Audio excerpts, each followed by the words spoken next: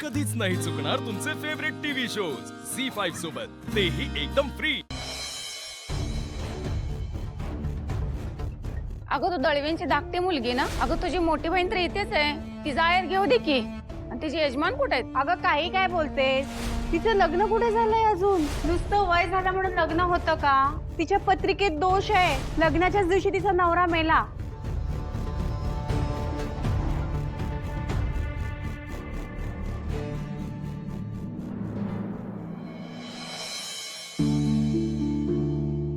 लक्ष्मी, आज घडलेला प्रकार जरा विचित्रच होता नाही का? इतकी वर्ष आपण या घरात राहतोय, पण असं कधीच घडलं नव्हतं यापूर्वी। अगं आपल्या घरीच काय, आजूबाजूला सुद्धा कधी चोरी झाली नव्हती, मग आजच असं का घडलं असेल?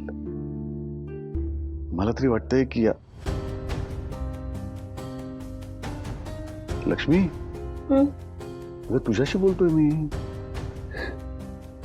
चोरी नाही ना झाली, मग जाऊ द्या। मला सांग, कसला एवढा विचार करतेस तू? दुसरा कसला? पाहिलं ना तुम्ही,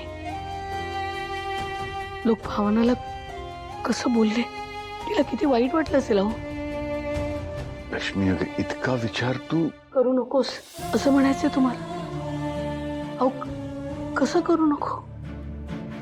येता जाता लोक भावनाला तिच्या लग्नाविषयी बोलतात। लोकांचं काय घेऊन बसली आहेस?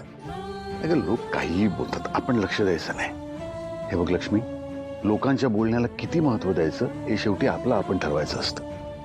हो ना, आपलं आपण ठरवायचं ना? ठीक आहे, मग मी ठरवलंय, आपण आता ताबडतोब आपल्या भावनाचं लग्न लावून द्यायचंय, बस। अगं पण या गोष्टी करता भावना तयार व्हायला हवी ना? व्हावं लागेल तिला तयार, मी बोलेन तिच्याशी।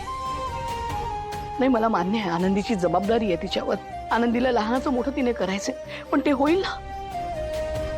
पण त्यासाठी काही आयुष्यभर लग्नाशिवाय राहायची गरज नाही ना? तिला पण तिचा असा जोडीदार हवा की नको? लक्ष्मी, अगं हल्ली असा विचार करून नाही चालत, काळ बदललाय। काळ बदललं तरी लोक कुठे बदलले? ते वागायचं तसंच वागतात, पण मुळात मला लोकांसाठी काही करायचंच नाही। मला आपल्या भावनाची खूप काळजी वाटते, तिचं लग्न व्हायला हवं, आयुष्य असं एकटीने नाही काढता येतो। लक्ष्मी, तुझं म्हणणं बरोबर आहे, पण या बाबतीत सगळ्यात आधी आपल्याला भावनाशी बोलायला पाहिजे। अगं आजवर आपण आपल्या मुलींच्या मनाविरुद्ध कधी काहीच केलं नाहीये, त्यांच्या मनाविरुद्ध वागायला कधीही त्यांना भाग पाडलेला नाहीये। नेहमी स्वतःचा विचार करण्याचं, स्वतःला हवं तसं स्वच्छंदी आयुष्य जगण्याचं स्वातंत्र्य दिलं आहे, आणि हीच त्यांना शिकवण दिली आहे। मला सांग लक्ष्मी, आणि आता फक्त लोक काय म्हणतील म्हणून आपण आपल्या मुलींना त्यांच्या मनासारखं वागण्यापासून रोखलं तर काय अर्थ राहिला आपल्या इतक्या वर्षांच्या शिकवणुकीला?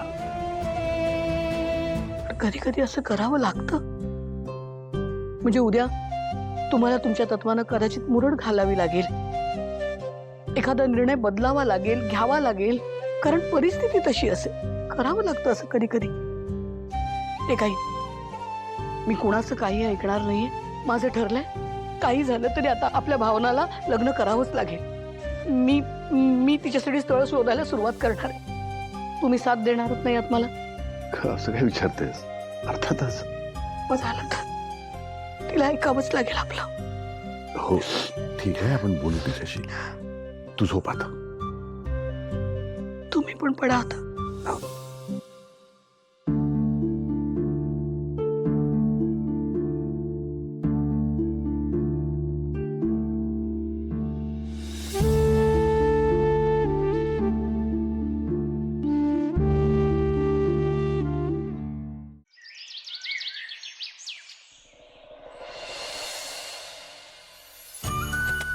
आणि हे बघ, जेव, हा हा, ऊन आहे म्हणून जेवायचं नाही असं नाही करायचं, आणि ताक आहे, ताक ताक, हा जा जा जा जा, पळ पळ पळ, एक जा। सासूबाई, चहा घेतला का तुम्ही? कधी दिलं का? मला तेच राहिलंय ना। जातो मी। अरे जातो नाही रे बाळा, येतो म्हणावं। तेच ते येतो मी, सांभाळून जा। अरे डबा कुठे तुझा? अरे आई, आम्ही पण निघतो हा हो, आता। सांभाळून जा। काळजी घ्या, आणि काही लागलंच काही झालं तर फोन कर, ठीक आहे? काळजी करू नका तुम्ही, आम्ही आहोत ना घरी. तरी काळजी घ्या. हो आजी सांभाळ. येतो हा. नीट जा. अहो झाली का तुमची तयारी? बरं डबा आणते हा, चहा आणते हा तुमचा. हा. श्रीनिवास दळवी इथेच राहतात ना? हो इथेच राहतात. आई बाबांना भेटायला कोणीतरी आलंय का? या तुम्ही. चल. नमस्कार. नमस्कार. आपण श्रीनिवास कुठे? त्यांना भेटायचंय. हे ना, हे आहेत आत या. तुम्ही आत या ना. त्यांना बाहेर बोलवा लवकर. अहो ते ना तयार होत आहेत. या ना तुम्ही आत तर या. या या ना या. बसा, मी पाणी आणते हा. नाही पाणी वगैरे काय नाही, आधी त्यांना बोलवा. हा ते यांच्याकडे एवढं काय काम होतं आज? अहो काल गाडी नेली नाही त्यांनी, घाटा झाला. अगं बाई, अहो नाही, काल काय ना आमच्या नात्यात एक कार्य होतं म्हणून काल त्यांनी सुट्टी घेतली होती. असं कसं चालेल मॅडम? आजारी असले असते तर मी समजून घेतलं असतं, पण अशा कारणांसाठी काम सोडून कसं चालेल? या धंद्यात असं चालत नाही मॅडम. याला काही अर्थ आहे का? अशाने धंदा होतो का कधी? काल त्यांनी गाडी न्यायला हवी होती, अडकून पडली ना गाडी फुकट.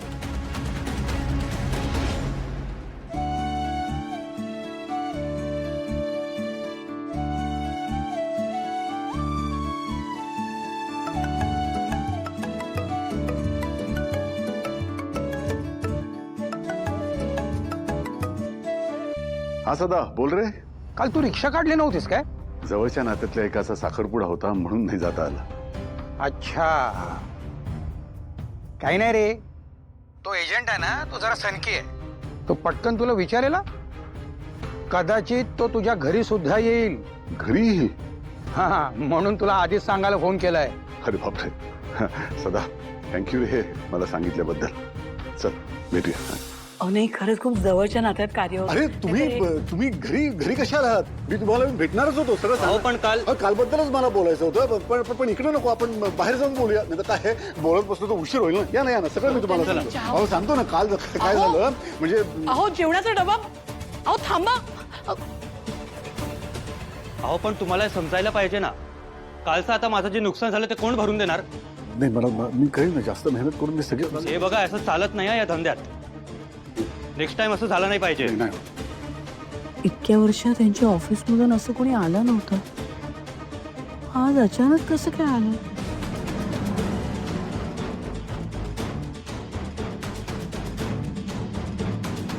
अहो डबा. हो लक्ष्मी मी येतो. हा अहो ते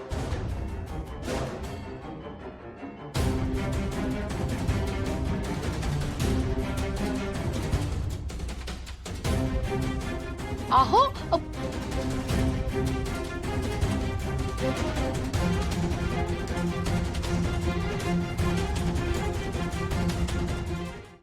झी5 ॲप डाउनलोड करा आणि पहा सर्व एपिसोड्स एकदम फ्री.